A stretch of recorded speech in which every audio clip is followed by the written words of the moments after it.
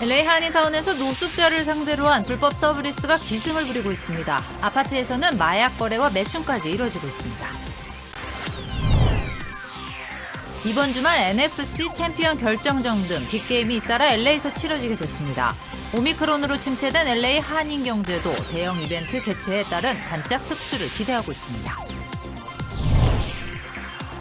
캘리포니아주의 모든 학생들에 대한 백신 접종을 의무화하는 법안이 발의됐습니다. 리차드 펜 캘리포니아주 상원의원은 백신 의무 접종 목록에 코로나 백신도 포함시켜야 한다고 강조했습니다. 미국이 유사시 미군 8,500명을 파병하겠다는 계획을 밝혔습니다. 또 러시아에 대해 중국 기업 화웨이에 가했던 제재도 검토하고 있는 걸로 전해졌습니다.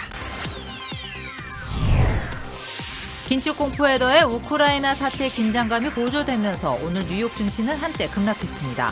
비트코인도 큰 폭으로 떨어졌습니다. 잇따른 대형 풋볼 게임을 앞두고 LA 한인사회도 반짝 특수를 기대하고 있습니다. 1월 24일 월요일 이브닝뉴스 시작하겠습니다. LA 한인타운에서 노숙자를 상대로 한 불법 서브리스가 기승을 부리고 있습니다. 집주인은 아파트에서 마약 거래와 매춘까지 이뤄지고 있는데 경찰에 신고를 해도 딱히 해법이 없어 골머리를 앓고 있다고 호소하고 있습니다. 첫 소식 이사명 기자가 취재했습니다. LA 한인타운 윌튼과 윌셔 인근의 아파트 건물을 소유하고 있는 정모 씨.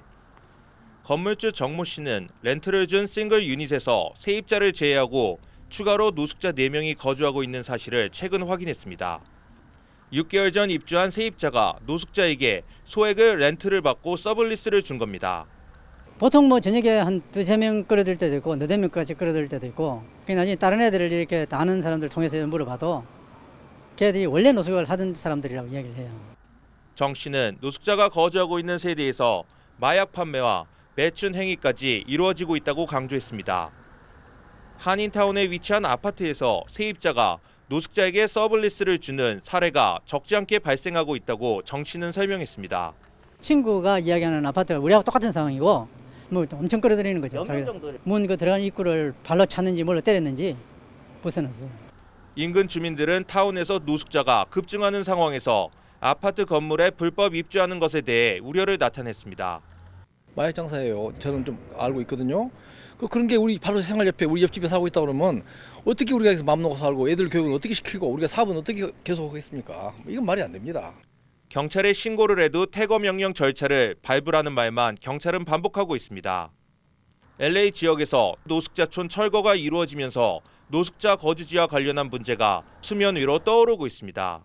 LA에서 SBS 이삼현입니다. LA 한인타운에서 교통사고가 발생해 지나가던 10대 소녀 한 명이 차량에 치여 숨지는 안타까운 사고가 발생했습니다. LA 경찰국은 어제 아침 9시쯤 베벌리와 뉴햄프셔 길에서 이 2대의 차량이 충돌하는 사고가 발생했다고 밝혔습니다. 이 과정에서 차량 한 대가 전복됐고 인도에 있던 10대 소녀가 전복된 차량에 치여 현장에서 숨졌습니다. 숨진 보행자는 올해 15살의 히스패닉계 소녀로 확인됐습니다. 경찰은 정확한 사고 원인을 조사 중이며 목격자들의 제보를 당부했습니다. 어제 NFL 플레이오프에서 LA 램스가 종료 직전 극적인 승리를 거두면서 챔피언십 경기에 진출했습니다. 이번 주말 챔피언십 경기와 2월달 슈퍼볼 경기 등 빅게임이 잇따라 LA에서 열리는데 오미크론으로 침체된 LA 한인 경제도 대형 이벤트 개최에 따른 반짝 특수를 기대하고 있습니다. 전영 기자가 보도하겠습니다. 어제 NFL 플레이오프에서 지난해 챔피언 탐파베이를 극적으로 제압한 LA 램스. 이번 주 일요일 LA 소파이 구장에서 샌프란시스코와 슈퍼볼 진출을 놓고 한판 승부를 펼치게 됐습니다. 이번 주말 챔피언 결정전과 2월 중순 역시 LA에서 열리는 슈퍼볼까지는 불과 2주 간격.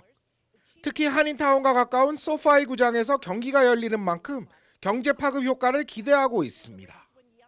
이번에 그 램스의 선전으로 인해서 NFC 챔피언십이 이번 일요일 날 우리 소파이 스타디움에서 열리는데 그걸로 인해서 우리 한인타운에도 악수 효과가 있기를 바랍니다. 이 한인타운을 많이 알리고 한인 사건에도 큰 도움이 되기를 바랍니다.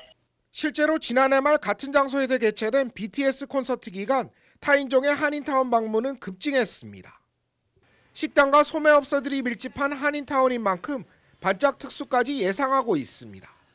좋은 큰 스포츠 게임들이 있어서 우리 KF도 타민족들이 우리 한인타운을 나와서 우리 문화를 활용하고 우리 음식을 드셔주시고 찾아주시면은 아무래도 한인타운 경제가 많이 활성화되지 않을까. 오미크론 확산에 급격히 침체됐던 LA 한인 경제. 잇따라 열리는 대형 스포츠 행사가 붐업 효과를 가져오기를 간절히 기대하고 있습니다. LA에서 SBS 전영웅입니다. 네, 오늘 뉴욕 증시 한때 큰 폭으로 하락했습니다. 이 연준의 긴축 공포에 더해 우크라이나 사태까지 겹치면서 투자 심리는 크게 위축됐습니다. 김종원 특파원의 보도입니다. 현지 시간 오늘 오전 뉴욕 증시가 개장한 직후부터 3대 지수는 모두 급격히 하락하기 시작했습니다. 특히 대형주 중심의 S&P 500 지수는 최근 52주간 고점과 비교했을 때 11% 넘게 떨어지면서 조정장에 진입하기도 했습니다. 우량주들을 모아놓은 다우지수는 한때 1000포인트 넘게 빠졌고 새해 첫날부터 어제까지 14일간 12%나 폭락한 기술주 중심의 나스닥 역시 오늘 추가 하락하면서 애플과 구글 등 공룡들도 하락세를 면치 못했습니다. 코로나 사태 초기인 2020년 3월 이후 하락폭이 가장 크다는 얘기까지 나왔는데 다만 장 마감을 앞두고 3대 지수 모두 낙폭을 크게 줄인 모습입니다. 뉴욕 증시는 연초부터 계속해서 하락했습니다. 긴축 공포가 가장 큰 원인으로 꼽힙니다. 치솟는 인플레이션을 잡기 위해 미국의 중앙은행인 연방준비제도가 올 3월부터 기준금리를 인상할 것이란 전망이 나오고 있는데 최근엔 금리 인상 시기가 이보다도 더 빨라질 거란 예상이 나오면서 긴장감이 더욱 커지고 있습니다. 시장에선 연준이 올해 4차례 금리를 올릴 것이란 가능성이 점쳐지고 있습니다. 여기에 우크라이나 사태까지 겹치면서 투자 심리는 더욱 위축됐습니다. 우크라이나 사태 긴장감이 가장 높은 유럽 역시 오늘 증시가 급락했고 비트코인도 큰 폭으로 가격이 떨어졌습니다. 뉴욕에서 SBS 김종원입니다. 오늘부터 세금 보고 접수가 시작됐습니다. 전문가들은 특히 올해 세금 보고 때는 정부 지원금과 부양자녀 현금 지원에 대한 정보를 올바르게 기입해야 세금 환급을 잘 받을 수 있다고 강조했습니다. 연방국세청 IRS는 올해 세금 환급액은 지난해보다 10% 이상 늘어날 것으로 추산했습니다. 하지만 적체 서류가 많아 통상적인 21일보다는 환급이 늦어질 것으로 전망했습니다. IRS는 빠르고 정확한 세금 보고를 위해서는 e-파일링으로 접수해달라고 당부하기도 했습니다. 네, Affirmative Action, 대학들이 신입생을 선발할 때 적용하는 소수인종 우대 정책입니다. 한인 학생들에게는 불리하게 적용된다는 주장이 많았는데 하급심에서는 모두 기각됐던 소송이 연방 대법원으로 넘어가게 됐습니다. 자세한 내용 전영훈 기자입니다. 대학 입시 때 적용되어 온 소수인종 우대 정책, 어퍼미티브 액션의 존폐 여부를 연방대법원이 결정하게 됐습니다. 연방대법원은 하버드대학과 노스캐롤라이나 주립대학에 제기된 소수인종 우대 정책 폐지 요구 소송을 심리 대상에 채택했습니다. 해당 소송은 공정한 입학을 위한 학생들이라는 한 버지니아주 단체가 제기했습니다. 소수인종 우대 정책으로 아시안계 학생들이 차별을 받아왔고 흑인과 라티노 학생들은 상대적으로 입학이 유리했다는 주장입니다.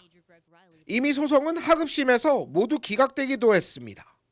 하지만 연방대법원에서는 결과가 달라질 수 있다는 분석이 나오고 있습니다. 연방대법원은 현재 보수 성향 대법관이 6명으로 3분의 2를 차지하고 있기 때문입니다. 하버드 대학은 소송에 대해 인종에 대한 고려는 제한적이라고 반박해왔습니다. 만약 소수인종 우대 제도가 폐지되면 아시안과 백인 학생은 늘고 흑인과 라티노 학생은 급감할 것이라고 주장했습니다. LA에서 SBS 전영웅입니다. 코로나 소식 전해드리겠습니다. 오늘 LA 카운티 1일 신규 확진자 수 25,784명입니다. 이 양성 판정률도 감소세를 보이고 있습니다.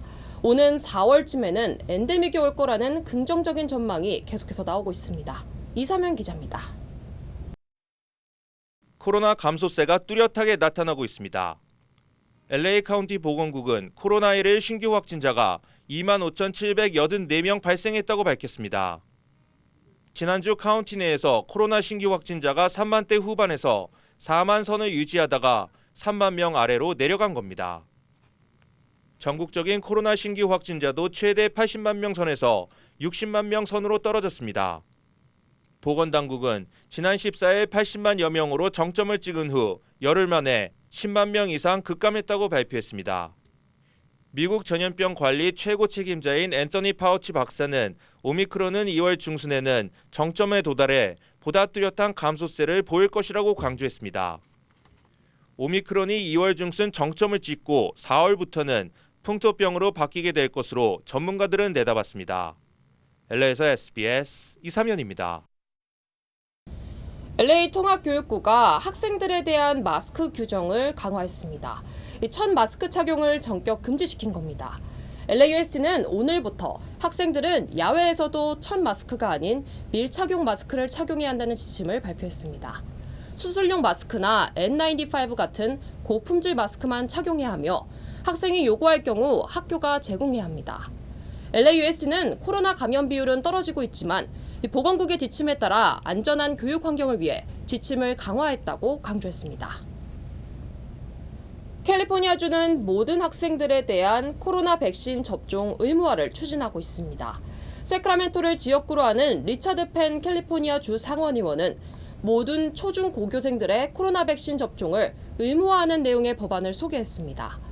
소아과 전문의이기도 한 펜 의원은 모든 학부모들이 안심하고 자녀를 학교에 보내기 위해서는 백신 의무 접종 목록에 코로나 백신을 포함시켜야 한다고 강조했습니다. 확진자가 급증했던 영국에서는 환자 수가 줄어들면서 방역 조치를 다소 완화하기 시작했습니다. WHO 사무총장은 올해 중반까지 모든 국가가 70%의 백신 접종률에 도달하면 올해 안에 코로나 비상사태를 끝낼 수 있다고 전망했습니다. 박원경 기자입니다. 다음 달 11일부터 코로나19 백신 접종을 2차까지 마친 사람은 영국에 입국할 때 자가격리와 입국 후 PCR 검사가 면제됩니다. 이달 초 백신 접종자에게 입국 전 검사가 없어졌는데 혜택이 더욱 확대된 겁니다. 보리스 존슨 영국 총리는 영국이 유럽에서 가장 개방적인 경제를 가지고 있다며 영국이 다른 유럽 국가들보다 코로나19를 더 빨리 지나고 있다고 강조했습니다. And you can see the figures are starting to get better. So what we're doing on travel to show that this country is open for business, open for travelers. 백신 미접종자도 자가격리를 하지 않지만 입국 전 검사와 입국 후 이틀 이내 PCR 검사는 받아야 합니다. 한편 WHO 사무총장은 올해 말 코로나 비상사태를 끝낼 수 있다고 전망했습니다. 다만 올해 중반까지 모든 국가의 백신 접종률이 70%가 넘어야 한다는 조건을 달았습니다. If countries use all of these strategies and tools in a comprehensive way, we can end the acute phase of the pandemic this year. 그러면서 오미크론 변이가 코로나19 마지막 변이일 거라거나 코로나19 대유행이 막바지에 달했다는 생각은 위험하다고 덧붙였습니다. SBS 박원경입니다. 네, 다음 소식입니다. 우크라이나 문제를 두고 미국과 러시아 사이의 긴장감이 높아지고 있는 가운데 미국이 유사시 미군 8,500명을 파병하겠다는 계획을 밝혔습니다. 워싱턴에서 김윤수 특파원의 보도입니다. 미 백악관은 나토가 다음 달 초 실시하는 해상훈련에 미국 항공모함 해리 트루먼호가 참가한다고 밝혔습니다. This is the first time since the end of the Cold War that a U.S. carrier strike group has gone under NATO command. And this exercise will help demonstrate the unity, capability, and strength of the transatlantic alliance. 우크라이나 침공이 현실화될 경우 미군 8,500명을 동유럽에 파병하겠다는 계획도 내놨습니다. 군사적인 대응과 별도로 강력한 경제 제재도 준비 중입니다. 워싱턴 포스트지는 바이든 정부가 중국 기업 화웨이에 적용한 것과 유사한 방식의 대러시아 제재를 검토하고 있다고 보도했습니다. 미국산 소프트웨어나 기술을 이용해 만든 제품의 수출을 금지하는 건데 전자기기의 핵심 부품인 반도체가 여기에 해당되는 만큼 파급력이 큰 제재입니다. 나토는 동유럽 주둔 나토군에 군함과 전투기를 추가 배치하며 전력 강화에 나섰고 러시아는 즉각 발트해 함대 훈련 기동으로 맞대응했습니다. 크렘린궁은 미국이 러시아에 거듭된 반박에도 불구하고 러시아가 우크라이나를 침공할 거란 허위 정보를 확산시키고 있다며 미국과 나토의 긴장 고조 행위를 좌시하지 않겠다고 경고했습니다. 워싱턴에서 SBS 김윤수입니다. 군사적 긴장이 이어지면서 미 국무부는 우크라이나에 있는 대사관 직원 가족들에게 철수 명령을 내렸습니다. 러시아는 여행 금지 국가로 지정하기도 했습니다. 이 소식은 뉴욕에서 김종원 특파원입니다. 미 국무부는 우크라이나 주재 미 대사관 직원 가족들에게 철수 명령을 내리고 대사관 직원이어도 비필수 인력이라면 우크라이나를 떠나도 된다고 밝혔습니다. 또 우크라이나에 체류 중인 모든 미국인들에게 출국을 권고하고 러시아는 여행 금지 국가로 지정했습니다. If we need to make a determination that we should draw down some of the folks at the embassy, we'll do that based on the security needs. 여기에 더해 러시아군이 주둔하고 있는 벨라루스 내 미국인들에게도 출국할 것을 권고했습니다. 다만 국무부는 우크라이나 대사관을 닫는 건 아니며 업무는 계속할 것이라고 밝혔습니다. 이날 조치는 러시아가 우크라이나를 겨냥한 군사 행동을 할 계획이 있다는 미 국무부 발표가 나온 직후 이뤄졌습니다. 미국의 이런 결정 이후 영국도 우크라이나 대사관 직원의 절반을 귀환시킬 계획을 밝혔습니다. 그런가 하면 미국이 동유럽 지역 나토 동맹국에 추가 파병할 것이란 보도가 나왔습니다.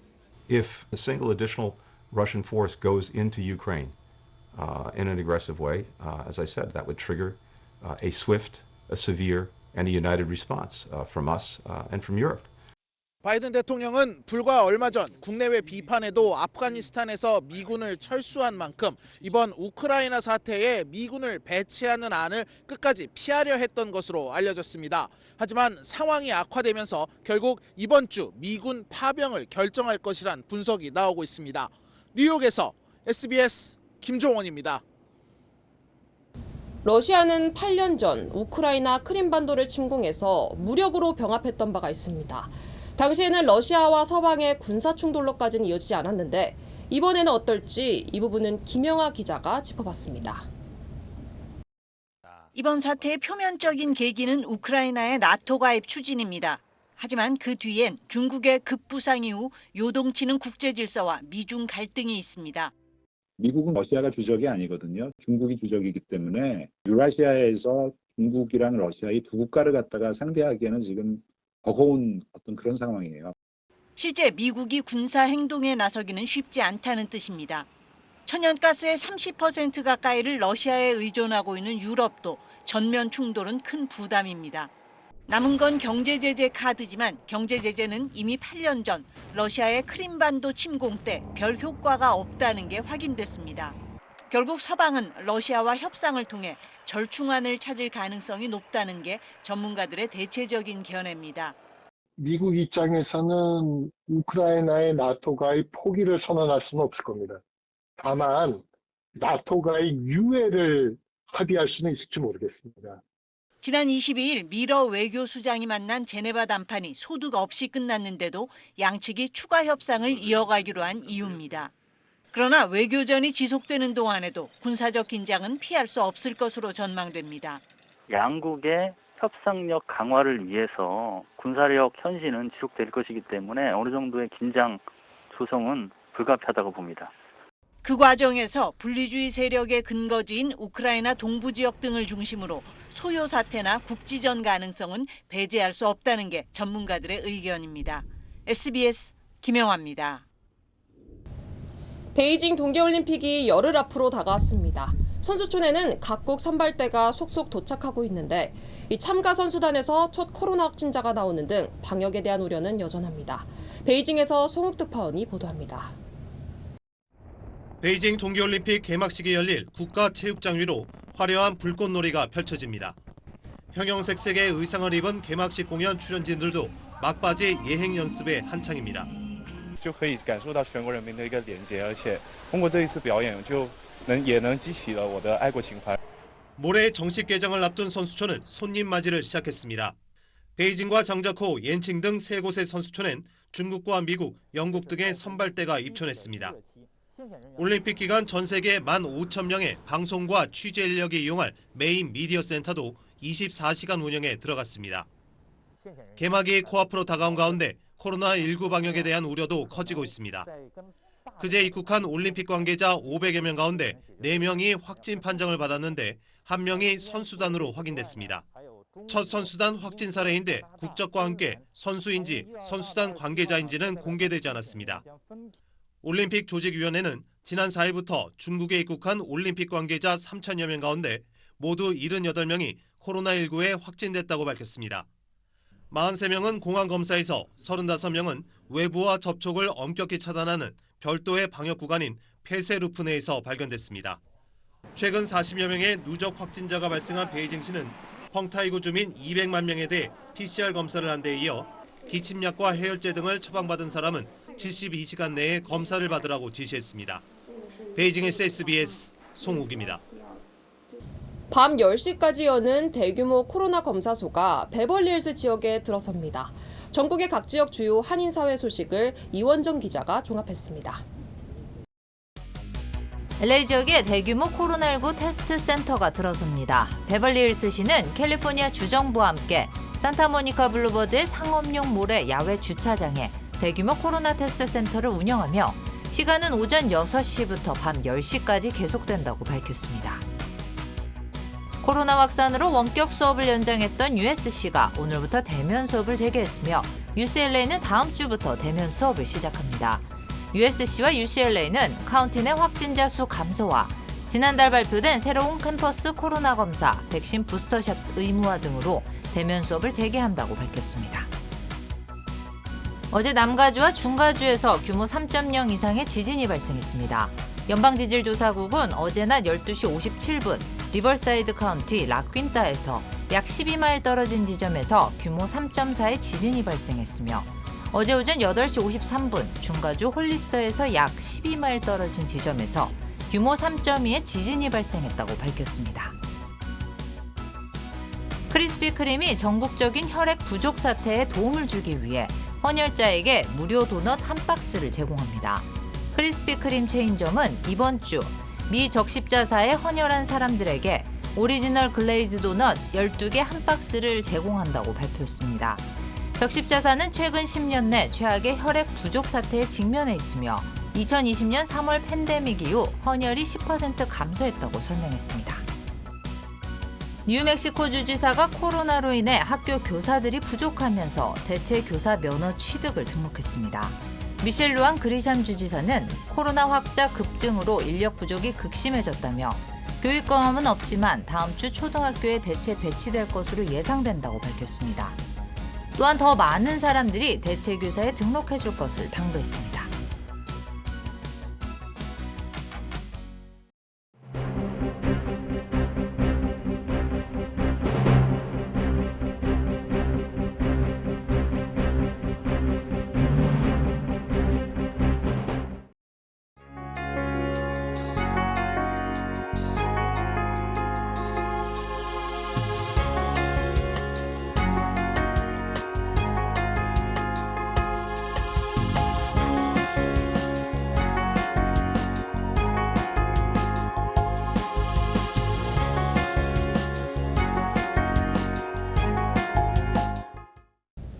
세금 보고 시즌입니다. 올해부터는 특히 벤모나 페이팔 같은 모바일 현금 앱에 대한 세금 신고 규정이 대폭 강화됩니다.